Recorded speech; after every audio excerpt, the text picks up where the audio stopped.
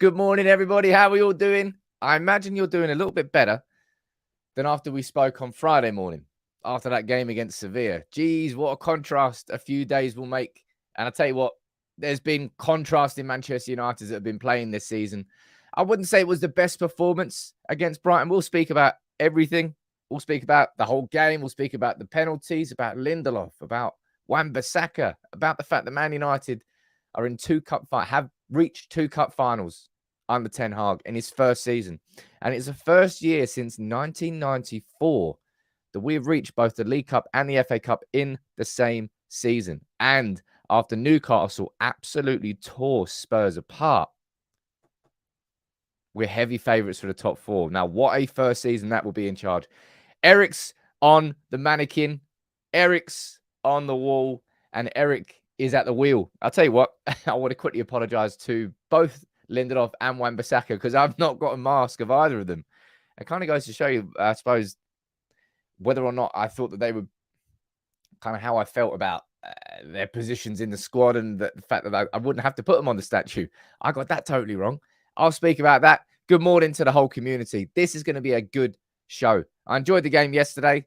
I'm here sprightly. I only had 2 beers yesterday. I behaved. I've realised I've actually got to start behaving at games now because, you know, I've got a job to do. Sometimes I get excited. But good morning to everybody who's down here. We've got Stephen Reacts. We've got Ben. We've got Jordan, Teresa, Lily, Saeed. We've got Julie. We've got Josh. We've got Pete. We've got Jamie, Innes. We've got Ian Hill, FP.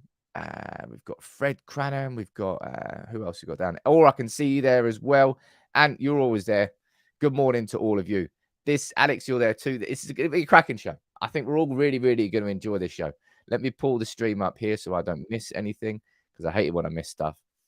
Man, look at that to start a show. And I tell you what, Jay, you just gifted 10 memberships and you've inspired me. Right, let's go. Let's get this. Let's get some. Of course, it's a good day. It's going to be a good day all round. Jay, you gifted 10 memberships and you've inspired me. There's another 10 from United People's TV. From myself. It's going to be an enjoyable show. I hopefully will be. Look at that, Luke. You've joined in too. It's almost like Man United have just reached our 2nd cup final this season. And what I quickly want to say before I really get into speaking about that properly is congratulations, of course, to the women for reaching the FA Cup final as well. That means that both the men's and the women's teams are in the FA Cup final at Wembley this season. And of course, I'm going to speak about this later in the show. We're going to save this conversation for the end, but we play City in the final. And arguably, is it the most important Manchester derby that there's been? It's one of, I think, the most important. I would say probably the most important Manchester derby that I remember was when we lost at the Etihad, and it was 1-0, I think it was. Vincent Kompany scored that header. Then I was on the way to City winning their first title. That feels like it was the most important one. But having everything that's happened since, we can speak about that a little bit later in the show. But this team under this man right now, right? One second, let me get that in the middle. There is so much room for improvement, right? This week in itself. Ten Hag actually called, you type yes or no in the comments, right? Do you think the Sevilla game was actually the worst game this season? Because that's what Ten Hag has said. And I think Neil actually said it on the podcast. We're going to be recording a podcast tonight, by the way. I was at the game. Bao was at the game. Matt was at the game. So it wasn't easy for us. And that's the not ultimately. I always consider that an ironic thing about United People's TV. Like, I love what I do here. I love this community. I love the content we do. But actually going to the game makes it much harder to actually do it. It really is the ultimate irony. I'm going to see what you're saying down here in the comments. And you don't think it was. Liverpool was worse, says Mr. Anderson. Sevilla or Anfield. But quite a few of you are saying yes. And Neil said that to me on the podcast. And I was like, nah, man. Liverpool, you mad? That first half against Liverpool, we were fine. It was the second half collapse. But away at Sevilla, I tell you what, we just got played off the park. So to do that, straight after, like Ten Hag spoke about it here. He said, "Look, on Thursday, I saw a team I didn't recognize." I wouldn't say it's a team I didn't recognize, but it really shocked me, that performance against Sevilla at this stage of the season, after all the setbacks we've had, to sort of find that level in such an important game was really, really surprising. But we overcame it. And as I said, that really is a fantastic stat, that. We've only reached the League Cup and the FA Cup finals in the same season as a football club. We've only reached it 3 times. This is the 3rd time. And the last time was 1994, nearly 20 years ago. That is an achievement. It really is. And of course, we won the League Cup. I've got a 100% record at Wembley this season. Come on. So does Dave. Big up Dave, who you all met yesterday. But Alan Shearer was speaking about it after. And it has been such a fantastic first season in terms of the goals and expectations versus what happened 30 years ago, not 20 years ago. Jeez. Is it 30? Oh my God, I'm old. I'm old AF. Whoops. Hey, look, it's Monday morning. Let me off. Anyway. Everybody going into this season, right?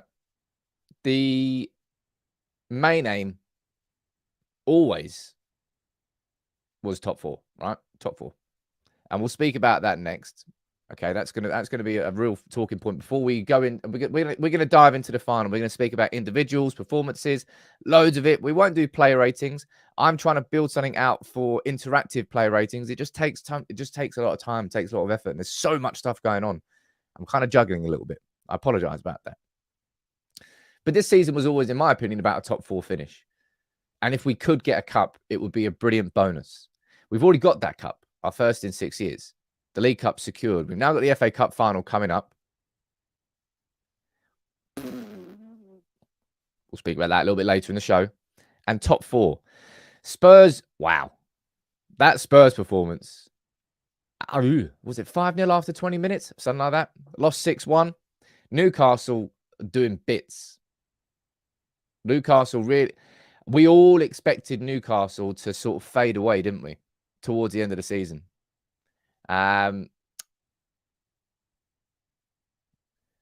play to them. Fair play, because they shredded. They shredded Spurs. And look at that table now. Yes, please. Right, let's go there so we can get more teams in it. Man United are in 4th position currently with 6 points on Spurs with 2 games in hand. And our next game on Thursday is against Spurs. For me, win that, top 4 is done. Now, there's going to be people like, there's this guy on Twitter who always seems to disagree with everything I say. And his response this morning was, oh, wow, Liverpool could win all their games. You've been watching Liverpool. Only just about beat Forest. I wouldn't bet on any team winning all their games. But United have built ourselves a cushion. Do you think United will finish in the top 4? You let me know. And I'll go and read a few of your comments out. Or you're saying getting top 4 was definitely the aim. Its fans have been spoiled by the results. I wouldn't say we've been spoiled, but I suppose we've tasted the good stuff again. We've been drinking swamp water for like 10 years. There's a bit of silverware, bit of actually United being good again. We want more of that. But it's the first season. That's why these hiccups have been so regular. Next season, you would expect far more consistency. And thank you for the super chat, dude. What are you saying? I can accept losing, providing the effort and desire is there, but we have looked ropey since Barca. I think we've looked ropey since League Cup final. I said it at the time. That was the crescendo of our season. That was where our season peaked. Ever since then, there's been something missing a little bit. Something hasn't quite been right. And there's obviously been injuries, big injuries and niggling injuries. I look at that performance yesterday. Eriksen, he's not 100%. Rashford's definitely not 100%. But we battled through it. Let me see what else you're saying. There's a super chat there. Let me not miss this from Jordan saying, I still don't care. Still don't care where we finish as long as it's above Liverpool. Come on now, Jordan. Who cares about Liverpool? Who gives a crap about that club? I just like what I'm seeing for Manchester United this season. Stephen, you think we're going to be finishing in the top 4? Looking down here, it's pretty much 100%. I'm sure there's going to be a couple of people that have that little bit of fear.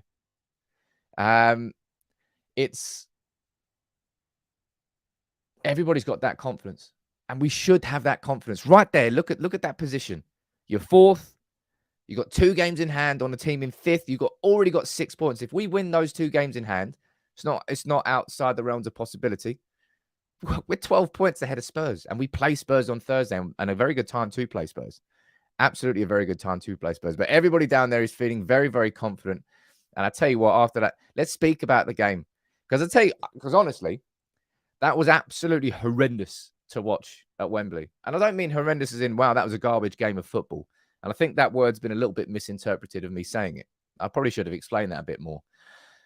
But watching United in a penalty shootout, I've got PTSD from how I don't know what our penalty shootout record is, but it's nay good.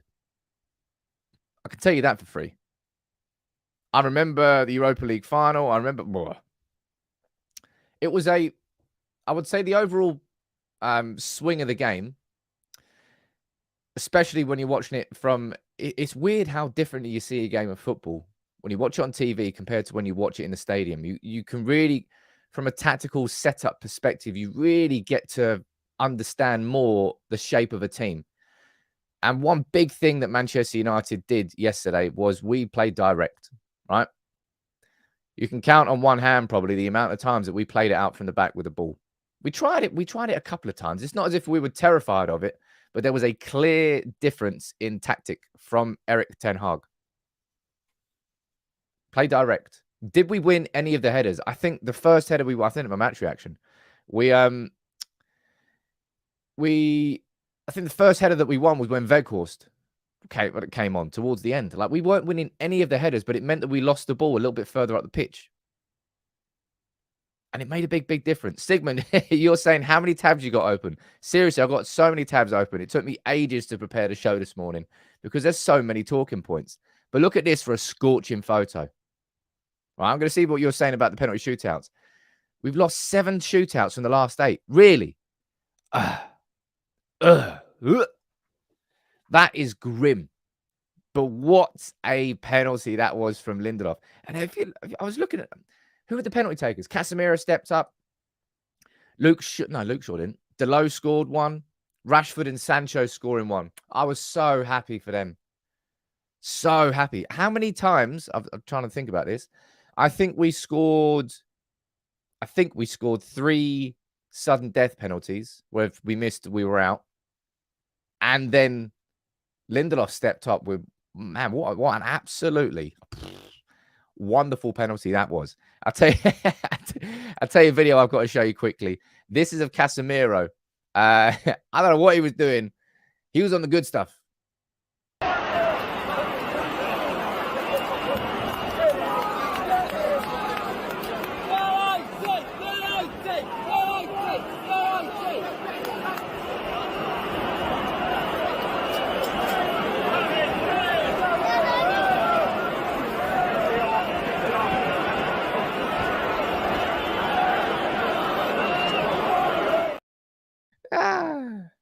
I didn't see that one. I did not see that. That was hilarious. Obviously, Casemiro is just trying to put off the goalkeeper.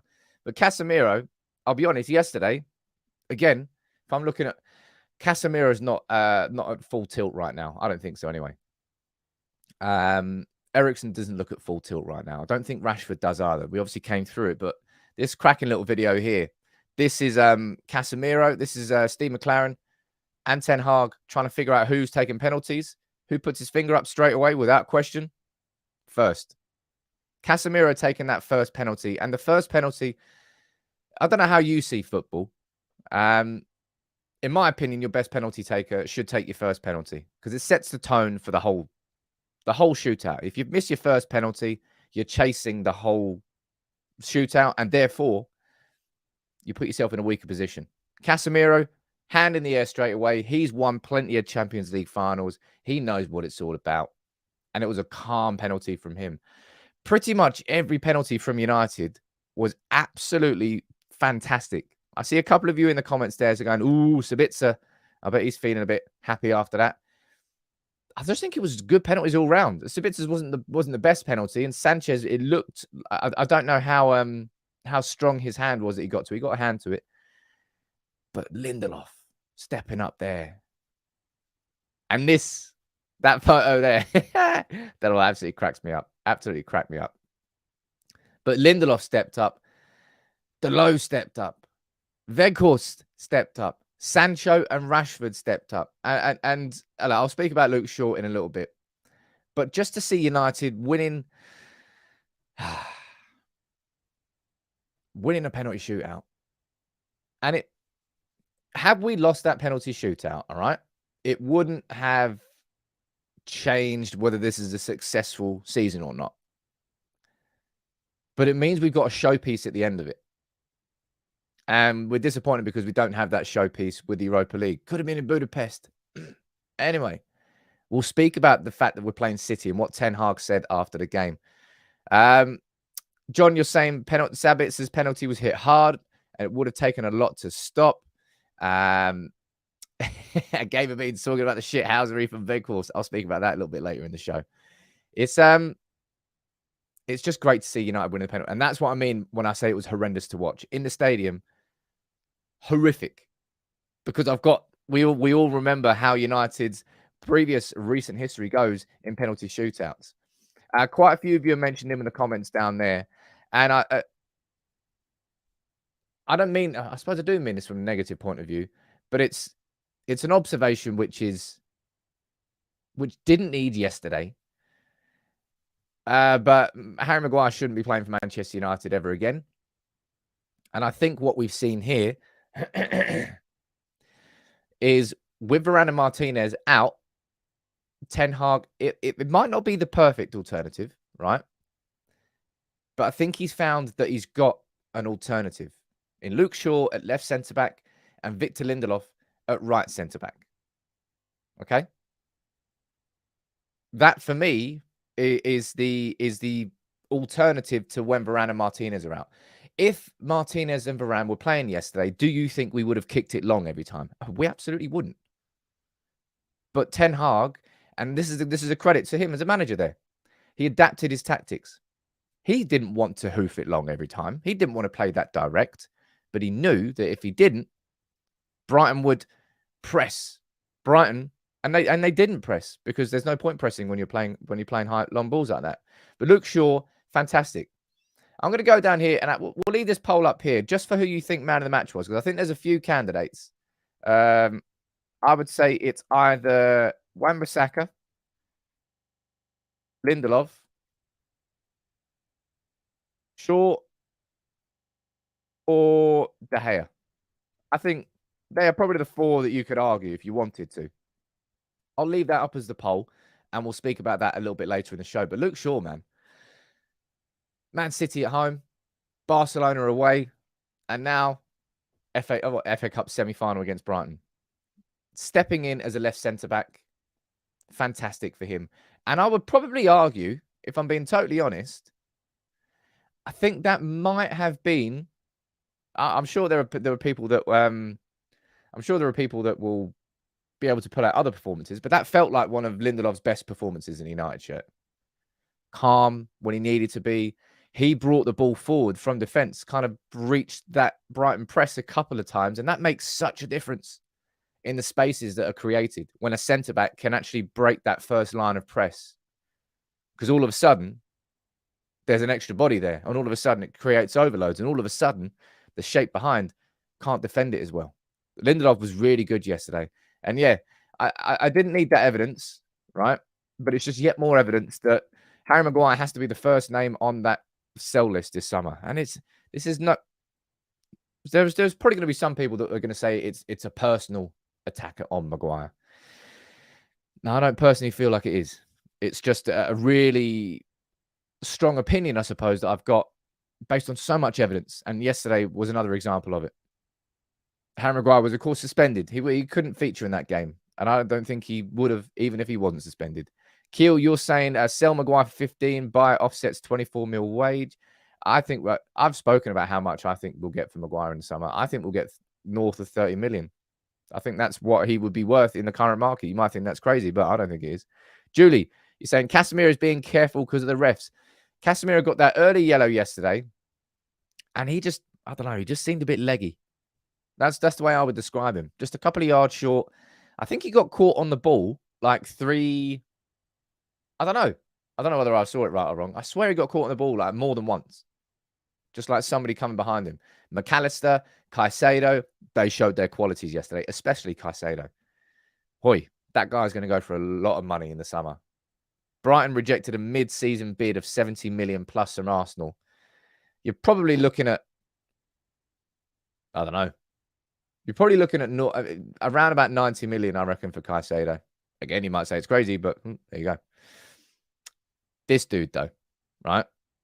This dude. Hoi. Hoi, hoi, hoi. I'm making weird noises. Look at those numbers. Won all of his take-ons, all of his dribbles. Won all of his ground duels. Won all of his tackles. Won the ball back 7 times. Didn't get dribbled past once. And made no fouls. We were all pretty scared about, I say scared. We were wary of Matoma. Brighton's in-form winger who's been creating problems for Premier League defenses for a long, long time. He looks like a very good player. But Wan-Bissaka, I tell you what, right? I was thinking about this in the car home yesterday. I think I've been quite quick to dismiss Wan-Bissaka's long-term prospects at the club, right? I always felt like he was a player who was, he was improving. Yeah, he was definitely improving as a right back, but it's not his natural instinct. His natural instinct isn't to go forward, right? He is developing. And the thing that, I'll tell you what, something that I thought about yesterday, and I really can see myself going down this path now, is that if Erik ten Hag's going to be replacing one of his right backs, I think it's probably more likely to be Diogo Dalot than it is for Aaron Wan-Bissaka. And I mean that because if you're a manager, something you want inside your squad is options, right? And different options. And Wan-Bissaka, as has been shown here, there you go. He literally has got the best tackle success rate of any player since the start of the 2017-18 season.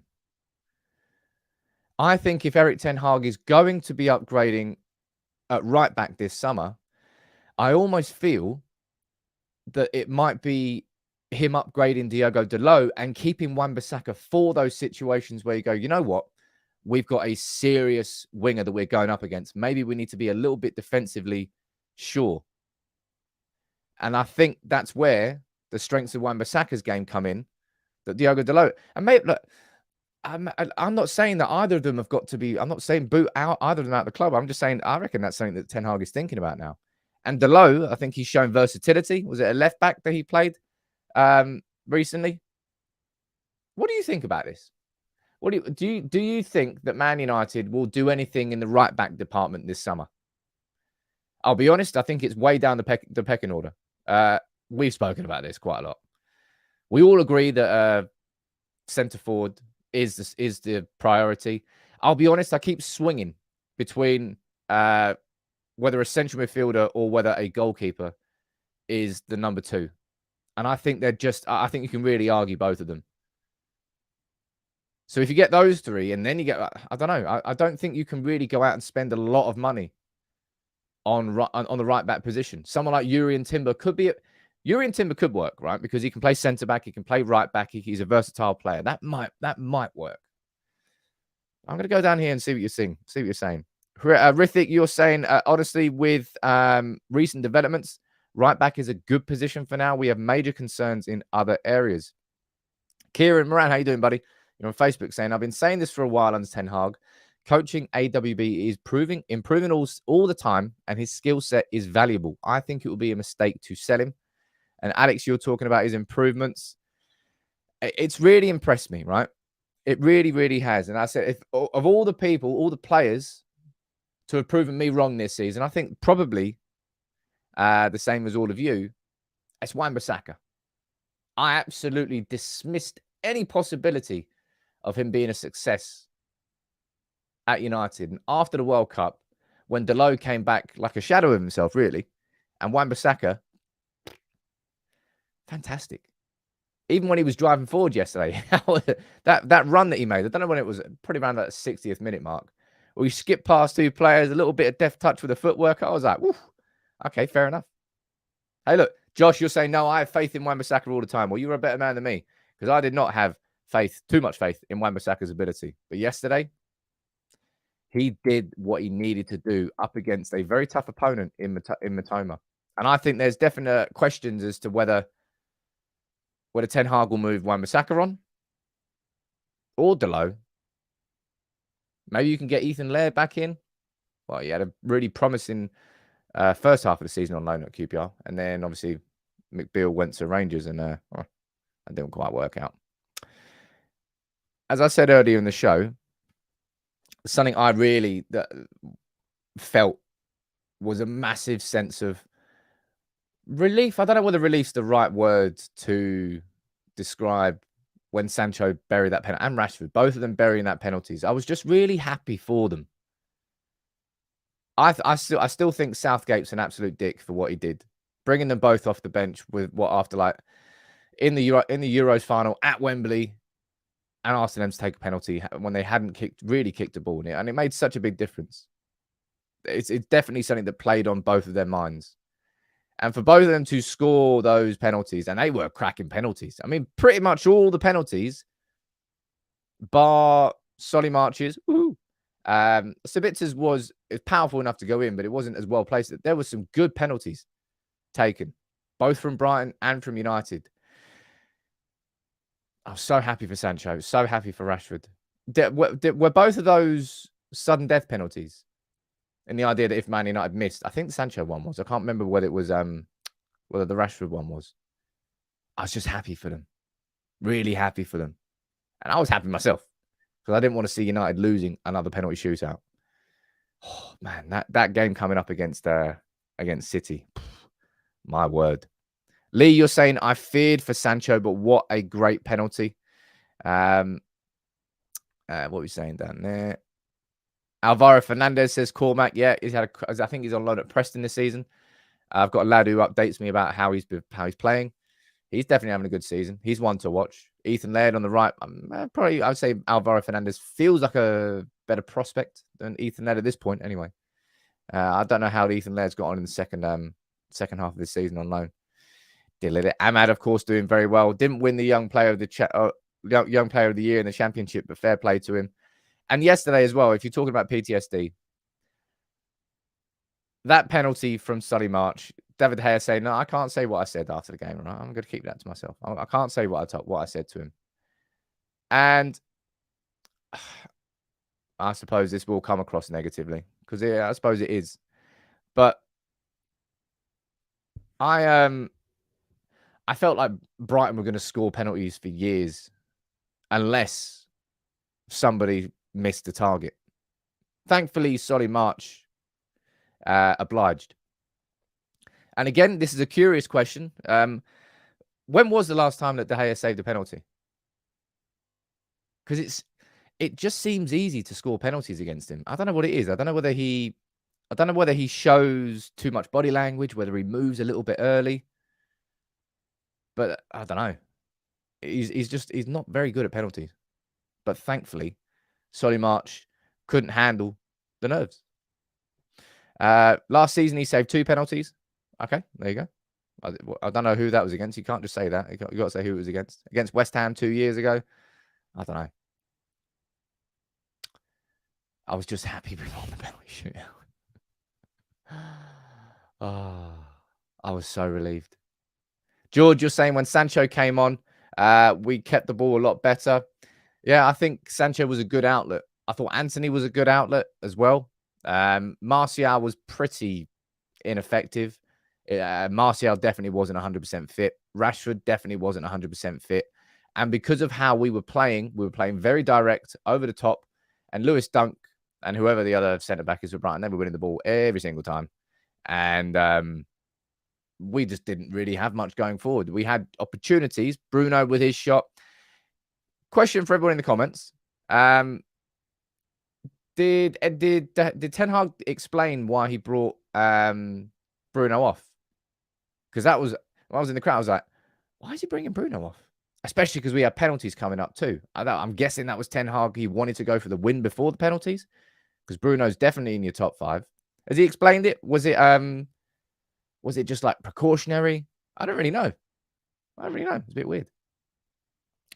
I always like pulling this comment up. There's no hate, dude.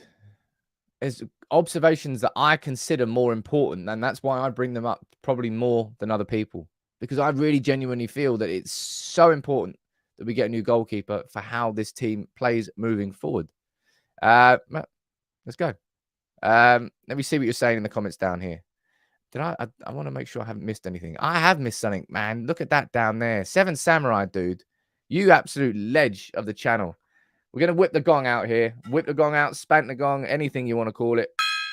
Yeah, my man. 7 Samurai. What a ledge. Gifting 10 minutes. And you just sent a super chat. Dude, hero. Thank you. What are you saying, man? You're saying it might be a multiple transfer window project, but in agreement with what most people said in this chat, in order of 2 strikers, a central midfielder, 2 centre-backs, understudy, central defensive midfielder, right back. Well, that's definitely more than one window, my friend. It's striker, and I think you could probably argue 2 strikers, but that second striker is going to have to be somebody who's young or somebody who's a good backup.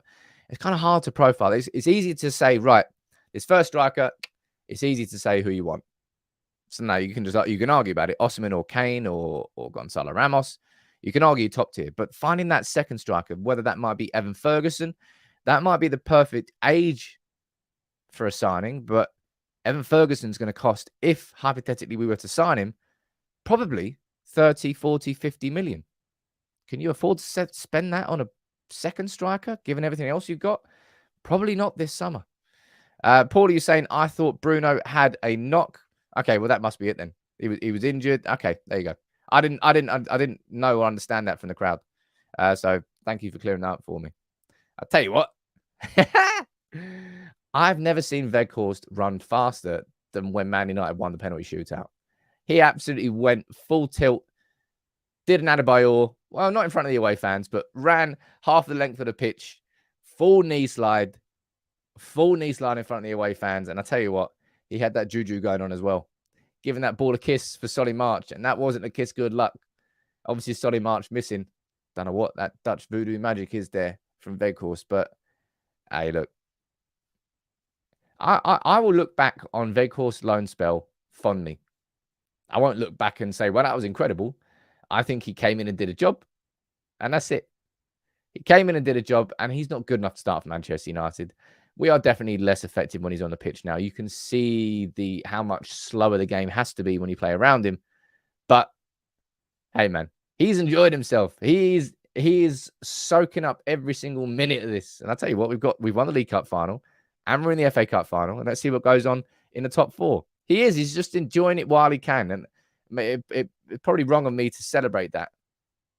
But it's nice to see actual players giving a shit about playing for United and actually enjoying playing for United after what we've seen in these last few years.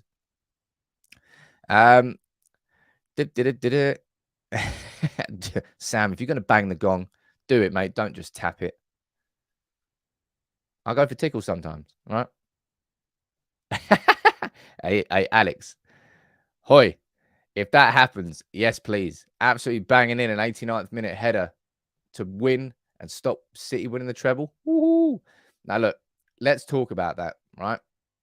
Let's talk about that. You want some potentially... Jonathan Rose, a little bit slap and tickle. Where's that from? Is that Road Trip? I think it's Road Trip. Some potentially very good news here. Erik Ten Hag saying that Raphael Varane might be fit for the FA Cup final. Now, the FA Cup final is the 3rd of June. Our last game of the season is at home against Fulham. And I think that's on the 28th of May. Let me quickly pull up I'll just pull up the fixture list, actually. I think it's on the 28th of May. I just want to make sure I'm getting my dates right. Of course, I'm getting my dates right. Is there anything I get wrong ever? No. Yeah, there's quite a lot I get wrong, actually.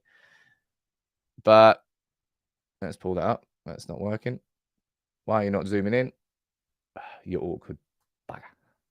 1 second here. And zoom. There we go. Right. So there you go. That's now the end of the season for Manchester United. A home game against Fulham on 28th of May. And we've got just under a week. That's going to make a big, big difference, I think. We're going to have a week between those games, just under 6 days. And given that we've been playing every 3 days and people have looked leggy and tired, by this point, this game should be a nothing game. We should already be in the top 4, secured, position secured. So that might be a game where Erik ten Hag gives a couple of debuts, a home game to end the season. We're in the top 4, really good positive feeling around the club. Maybe it's a time to give Kobbie Mainoo his first Premier League start for Manchester United. Those sorts of games. You remember, what was it? I think it was, I hate to take you back to that season, but when Giggs was in charge, and I think we had James Wilson making his debut. It's just one of those games. Who was it? It was, who came on for Rooney? Was it Shoulder Shoretire? Was that in the last game of the season as well? Those sorts of things happen. And then maybe you can rest players so they are absolutely fighting fit for that game against City. Because I tell you what, right? Laurie Whitwell speaking about the game here. Do you think it's the most important Manchester derby in history? Type yes or no. You can let me know in the comments below. Channel is usually great, but that's an awful take. What's my awful take? What did I make there? What was the awful take that I made? I'm curious. I don't know what take I just made. Are you saying about playing youngsters in the last game of the season when top 4 is done? I don't seem like an outrageous take. Ray, you're saying, I think it's in a different way. It is a different way. We saw Ten Hag can win us games yesterday. Jose style one, give the ball and box the back foot. We can get his style soon enough. Yeah, Ray, we will get his style when we get the players properly in. And we've got the players in, and we see how good the style can be when the starting 11 is fit. When the starting 11 isn't fit, and you're chopping and changing, and you don't have Varane and Martinez, and you've got Lindelof and Shaw, he clearly, and that's a big thing. Stubbornness is something that can kill managers, right? We look at Solskjaer. He was loyal to that Fred and McTominay and Maguire trio, and that was a hill that he died on. Ten Hag has shown that he's got flex. He will be stubborn on certain things, but he knows the limitations of this squad, and he's not just going to force them to play his style if they can't do it right now. Let me see what you're saying. Most important was when Company scored that header. Yeah, I agree. I personally agree. That's probably... it's hard because genuinely,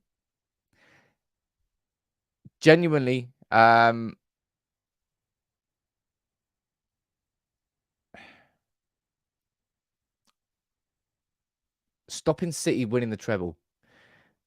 If I'm Ten Hag, right, I'm doing this. I'm saying, look, lads, do not let them have this. Do not let them have these celebrations, because it's such a, like, fuck City. All their money and everything they've got, they've never won the Champions League. Never, ever, ever let them win the treble. Are you kidding me? It is something that we always want to have as our trump card. Boom. The only English club to ever do it and ever will do it. And that FA Cup final, it could well be. It really, really could. Static, you're down there saying that I'm saying about starting Kobbie Mainoo in the FA Cup final against City. You're not listening to me properly. I said that game against Fulham when top four is done. I'm not starting Kobe Manu against City. Are you mad? Are you crazy? But yeah, I think the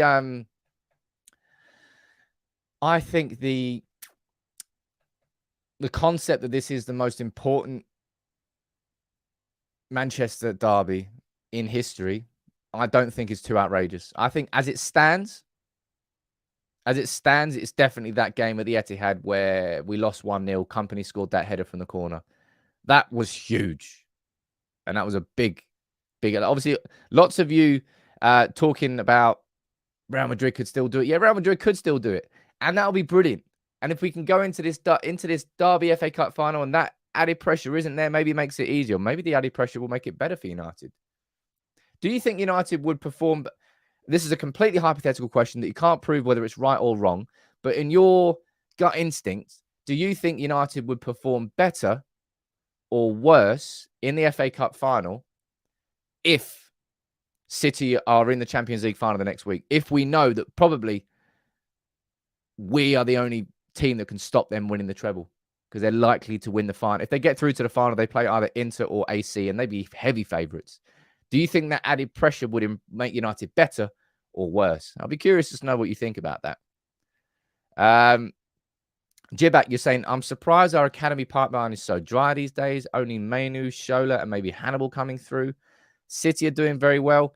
I need to sort of take a step back and really look at our younger team. But I wouldn't say our academy pipeline is dry because our academy teams are in a far better condition now than they have been in the last 7 years. There's been real progress in terms of the under-18s recruitment and the players that have come through. And we look, Mark Gerardo, he was on the bench the other week when we had injuries. We signed him from, was it Real Madrid? I think we signed him from Madrid. I can't remember where. Alejandro Garnacho, another one. Kobe Manu is somebody who came through. He wasn't brought in. There's loads. I wouldn't say our academy's in a terrible condition. No, I'd actually kind of disagree with that.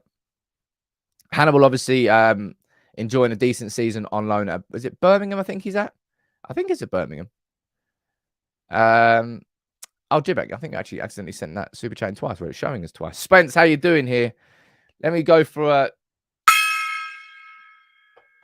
Look at that. How about that? Is that better for you, John? Do you feel better? I didn't tickle it that time.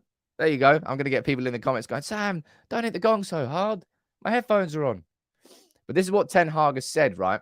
About this concept. Could United be the team to stop City winning the treble? This is what he said. Because I understand, of course, the feelings from the Man United fans. We will do everything to give them that second trophy. Everything what I have, everything what the team has, everything the staff have. We will give everything to get that done. I think Erik Ten Hag wants to give everything. What do you think? Also said this, we can do it because we have proved it. It's not an easy job. It's a great team, but we'll also have a great team and great players, and we can beat them more than 100%. You can't do. So the fans can rely on that. We will give it, and we will do it against every opponent. It doesn't matter who it is. Of course, we want to give that against City, and we want to give the fans that for sure. And we can't be giving, and we can't be allowing City. Of course, they wouldn't do that. They can't even fill out a stadium, let alone have a parade. We can't let them have that. We can't let anybody have that. And if we've got an opportunity as Manchester United to stop that from happening, then that really, really, we have to. And that game is going to be, woo!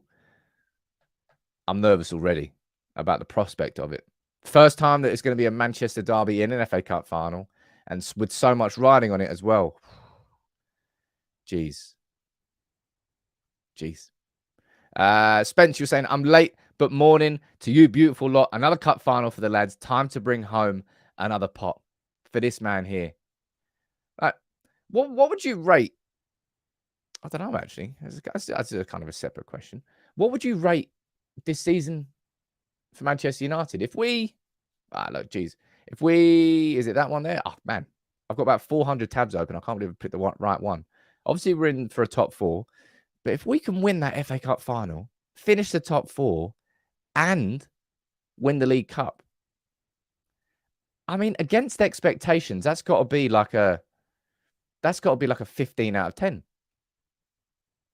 Against expectations, not against what constitutes a successful season for Manchester United.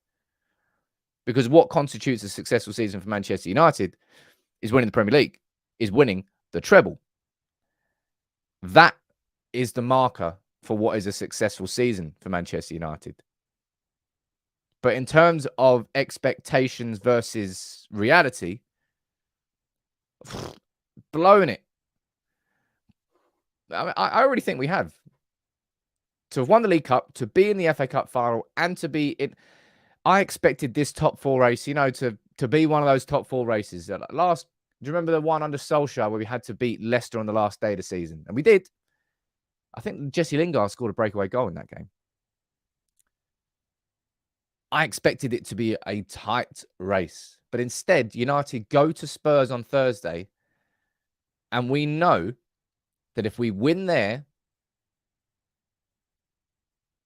then it's going to take some sort of monumental catastrophe, really,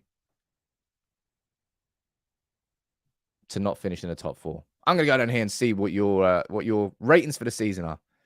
Expectation versus reality, 20 out of 10. You're saying realistic and 8 out of 10. I think 8 out of 10 is a very fair judgment down here. I can see quite a few of you hovering around that mark. 6 out of 10 overall. Charlie, you're a tough taskmaster if you're only giving that 6. 7 out of 10 you're giving it because of the bad moments. 8 out of 10. 9 out of 10 with injuries. 8.5, 9. Debbie's going for the straight 10. Hey, look, you know what's going to make it?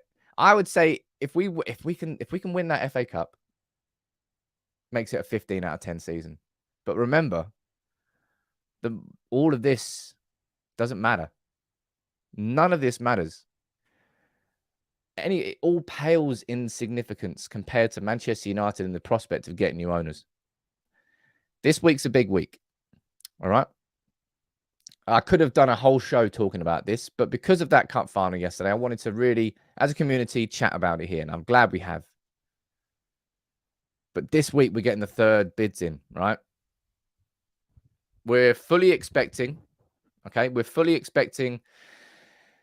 Ineos to come back with a third bid and Jim Ratcliffe, and we're fully expecting Sheikh Jassim to come back with a third bid. And these should be the final bids, okay? I do not expect a 4th round. I predicted a third. I felt that a 3rd round was inevitable, and it was, and it did happen. And I personally would say a 4th round feels unlikely. So I think after this, we are going to find out what happens. Now, there is a massive protest that's going to be going on Sunday against Villa at Old Trafford. An 18-minute boycott. 1958 we're organising it. I'm in chats with them. It's going to be a good one. Really, really is. And a very, very important one. Of course, we're all scared and worried about the concept of minority ownership. I've tried to sort of dampen those fears with a video I did last week. Honestly, like if you look at... I know the concept of minority ownership is terrifying, just when you think about it. But if you just look at the numbers and you really start to add it all together, you really realize that it's just very unlikely. And you know what I find really hilarious about all of this, right? And the concept of minority ownership is this. The Glazers brought in a dual share structure at Manchester United. Not to get boring here, let me explain this because you need to understand this. At Man United, there are 2 different types of share. Because we are a publicly traded company, you can go on to, I don't know, any trading app, type in Manchester United, and you can buy shares. If you do that, you're buying Class A shares. There are 2 different types of shares at Manchester United. Class A, which are the publicly available shares, and Class B, which only the Glazers own. And those Class B shares have 10 times more voting rights than Class A shares. So for every 1 Class A share, it's worth 10. No, other way around. For every 1 Class B share, it's worth 10 Class A shares. This is what I find hilarious. the concept of minority investment might have worked. Maybe. I don't really think so, but maybe not. But it won't work because of that fucking dual class share structure that they created to give themselves more power. Because nobody in their right mind is going to invest billions into Manchester United with no voting rights because the Glazers own it all. So they'd actually have to sack off this whole dual share structure and they'd have to reduce their own power, which they're never going to do. They're never going to do. It's hilarious. That's what I find funny about it. And again, it's just more reasons as to why minority investment really does not match up or make sense.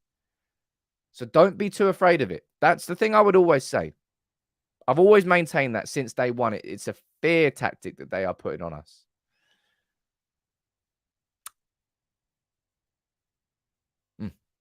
Static. What are you doing, Dan? Are you not listening to anything? Are you not listening to a word I'm saying? Mainu should be starting against Fulham in the Premier League on the last day of the season if Man United have already secured top 4, not against Manchester City. You need to listen, dude. I've already explained that. The fact that you're saying and repeating the comment means you haven't listened to it again. Last couple of minutes of the show, answering any questions you want. This evening, we're going to be recording a podcast because we didn't record the podcast yesterday because, I was a little bit busy. All right? I was a little bit busy. But, look at that for a photo. Seeing Man United win that penalty shootout yesterday. It was nearly terrible. It nearly was. But it worked out in the end. There's just something about penalty shootouts, isn't there? There's nothing that compares to the...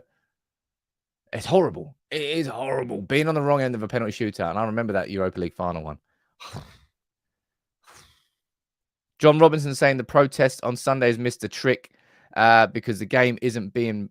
Oh, is it not on TV? I didn't know that.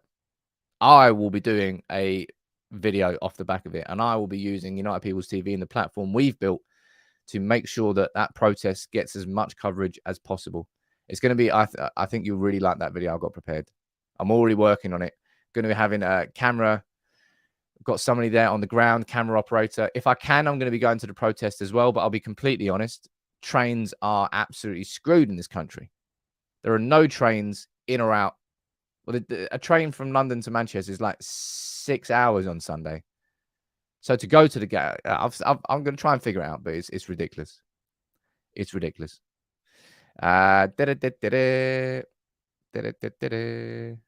What are we saying down here in the comments? How long did it take to get back from Wembley? It took me like an hour and 45 yesterday. It was great. Big up to Dave, the driver. Everyone seemed to like his Civic Type R in the comments. I got messages from him saying, Sam, mate, everyone likes my Civic Type R. He's a car man. He loves that. Spence, you're saying Lindelof without Maguire, 10 out of 10, Iceman. Well, that was a nice, cool penalty, wasn't it? What would you say was the best? Oh, no. Of course it was. I was going to say, what would you say was the best penalty? Of course it was a Lindelof's. Of course it was. Did the winner of the Wembley tickets go? Very good question, Robert. They did, and I sat next to them. That was part of the prize, which I didn't tell anybody about. Yep, he turned up, and it was good to meet him. Good to meet his mate as well. They enjoyed the game. Perfect. It was a great giveaway. So we've given away 2 tickets to the League Cup final. Given away 2 tickets to the FA Cup semi-final. So Club Wembley, if you're watching, we need another giveaway for the FA Cup final. Make it a hat trick, all right? Make it a hat trick. I'm speaking to you direct. Let's see if they reach out. I'll reach out to them anyway. But look, I'm just that bloke in charge. New owners coming in. Won the League Cup already. In the FA Cup final. Top 4 favourites. Yeah, we've had some up and downs this season. I don't need to list them off. I can do if you want. We've had Brentford. We've had Brighton.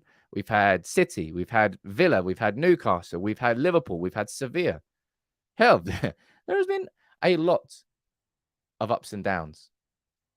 But with this man in charge, I've just got so much belief about the future that we are heading in the right direction. If we can do that with new owners, amazing. And I'll tell you what, I haven't mentioned this till now, but my word, what was the ref doing in that game yesterday? I think he had the ref took it upon himself to, and I don't disagree with referees doing it. I kind of like it to a certain point. He was letting things go, letting the game flow, but he decided to quickly give Casemiro a yellow card. So he was playing on eggshells the whole game. It was a really weird performance from him yesterday, I think. And I think there was a massive sarcastic cheer from the United end when he finally, I don't know who he gave a yellow to. Must have been like 90th minute or something. It was weird. It was very, very weird. Carl, you're saying, what is today's lunchtime video, Sam? The lunchtime video, I would normally do it on, I might do it on an overall overview of Ten Hag's season, because I feel like we could have that conversation now. If not, there are so many talking points around scouting players, around shopping lists for the summer, around what's coming next. I won't tell. I'll tell you in a little bit. If you check out Twitter, I'll give a little bit of promotion for what it is. But thank you all for tuning in. I have to tell you what. Thank you everybody for gifting memberships. I love this channel. I love this community. I wish that I could go to more games and still cover and still run United People's TV as sort of efficiently as I do. It's annoying that you can't do both. I'll be honest. But it is what it is. When I get to the games, I love it. It's just I wish I could do videos as high quality as what we've got here together, but I can't because I'm not in the studio. But big up to every single one of you. Much love. 2 cup finals, top 4. I love Ten Hag. Bring on City. That cup final is going to be a madness.